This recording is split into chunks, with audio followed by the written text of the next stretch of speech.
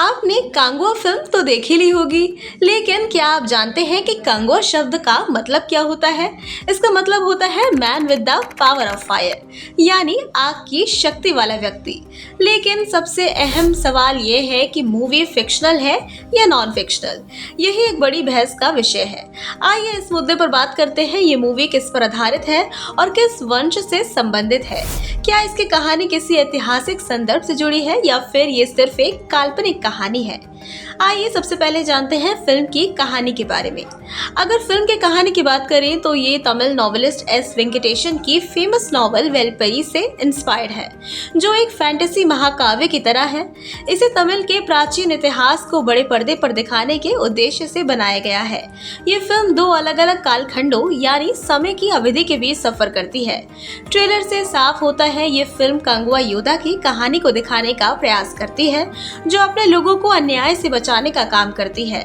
इसे युद्ध, जादू और तलवारों के साथ एक लंबी और एक्साइटेड कहानी है।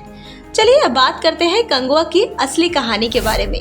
कांगवा की कहानी वेलपरी से प्रेरित है। वेलपरी वेलेर वंश का एक शासक था, जिसने संगम युग के अंत में प्राचीन तमिलकम में प्रंभु नाडु और आसपास के क्षेत्रों पर शासन किया। वे अपनी वीरता और शौर्य के लिए दूर दूर तक प्रसिद्ध था। उस समय भी प्रमुख राजाओं में से वेलपरी सबसे समझदार, ताकतवर और प्रभावशाली शासक माने जाते थे।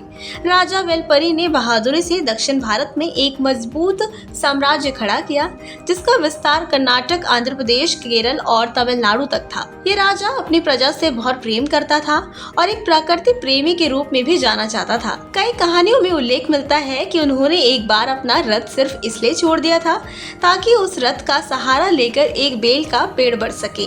ये घटना उनके पर्यावरण प्रेम को दर्शाती है। प्राचीन तमिल साहित्य और पुराण नूरू में उनकी कहानी का विस्तार से वर्णन मिलता है। कांगवा के किरदार में वेलपरी के इसी कैरेक्टर को दर्शाने का प्रयास किया गया है।